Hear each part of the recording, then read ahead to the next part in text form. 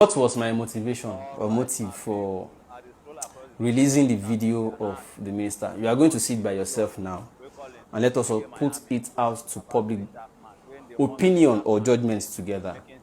At the meeting, the following were the things the minister said by himself. No one put a gun to his head. I don't want to say what he said. Just listen to it, and then I'll come back to give you other flips. Let's go on. Okay. She must come for us to explain. She will go back to apologize in all those medias and all that. Then, PAM Secretary, we can use the issue of diaspora. Then 2-3 diaspora will now eventually come. We use it and make a paper to the president. I will go there to say, sir, can we leave this one for the diaspora people? That is the way. Yeah, thank you so much. Sir, I just want to, as the youngest in the room, sir. I just want to quickly make one appeal. I want to know. I love the way everything has. Stop work there. For now, I've been able to pick the point because as a young journalist who has also covered that corridor very well. I know that apart from her, there are a few other persons who also complained that, and I love the part that you said, we can all go and confirm it, which will also clear it for the rest of them, apart from her and the diasporans. Now, lastly, sir, there's this issue about, and I love the fact that you said it is the ministry that acquired the remaining of them, because that also generated some controversies as well. Not ministry, me order for it. As engineer, this is my okay, good, because I saw that there are other people who were able to continue working.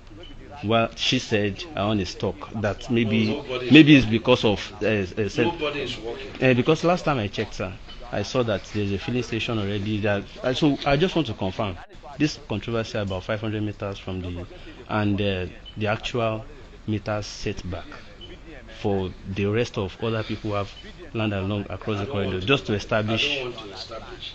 The Surveyor General is coming to do the work. Okay. Going to have presidential power to do the work. But I'm saying that my heart goes for diaspora. But if diaspora are really diaspora, we'll see what we can do.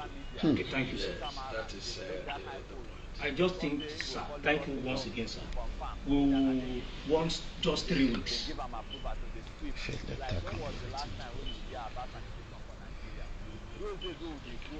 In 3 weeks, we should be able to resolve all issues. We will ensure she comes. If there is a letter to invite her, fine.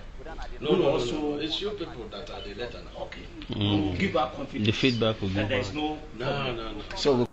So after saying all of this, you will notice that my role there was just speaking for, because Comrade Shirin the civil society already spoke for the woman, the lawyer already spoke for the woman. So I then decided, as somebody that is always of public interest, if you know me and my antecedents, my work has always been about public interest, not personal. My role there was also to be speaking about other affected persons along the corridor. Because if, for instance, there's a solution to this woman's home, it will become like a foot in door that we now have a solution that we might likely apply for others along the corridor to say, you know what, it is possible. We just need to do this and this and this. So that, because as of that time, they were proposing 500 meters setback, which is going to wipe a lot of ancestral villages and people and other investors who are not already affected by the coastal road realignments, who are only few meters away from the new right of way, and they were going to be displaced. I then said, okay. So notice my role in that meeting. I was speaking about other people that may be affected. Now, fast forward after the meeting, the woman heard of the outcome of the meeting. She was happy. In fact, she made a video with our diaspora investors in America, thanking the minister and the president for that. Listen to it by yourself now. We meet in the wake of a historic and hopeful development. The federal government of Nigeria, through the Honorable Minister of Works, Engineer David Umahi, has opened a formal channel of communication to engage with the diasporan investors affected by the Lagos-Calabar Coastal Road alignment. For us, this is more than a meeting.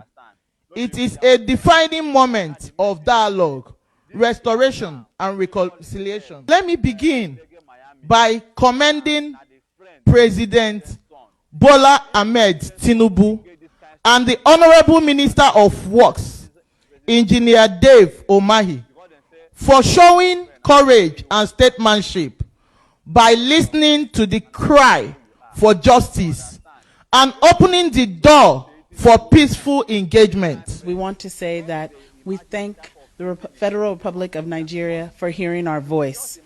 We have come out and been amongst the people that invested.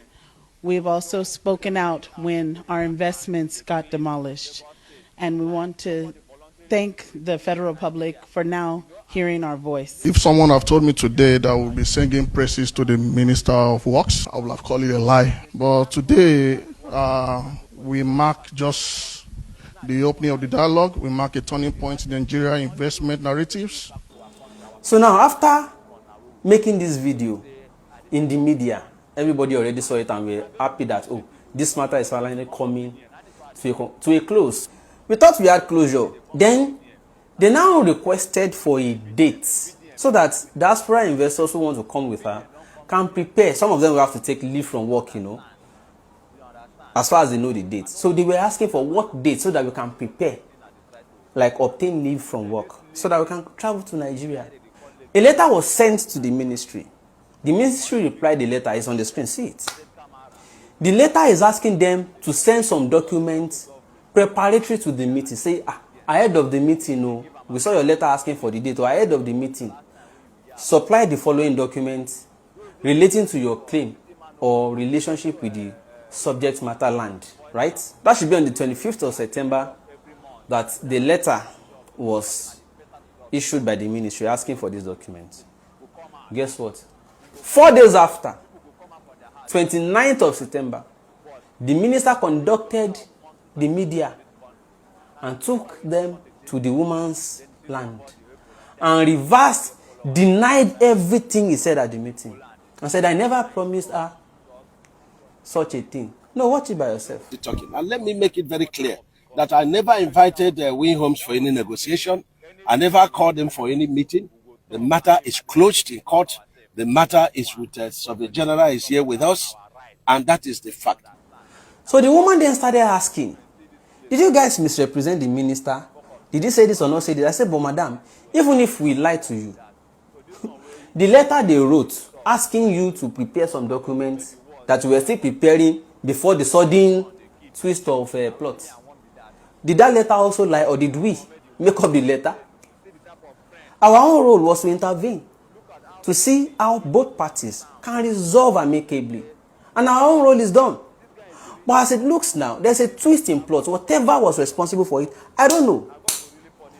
Then curious, me, the problem I have in my life, the biggest problem I can ever have, is my conscience. The person with me right now may not be the person with me the next 1 hour. May not be the person with me tomorrow. I may change my route any moment now. You may not be, you that is watching me now, you may not know what I'm doing 5 minutes after the video or where I am. But there's always one person that, even if I'm in the toilet, is there with me. If I'm in the room, even if I'm saying, is with me in my dream. And that is my conscience. I can never be severed from my conscience.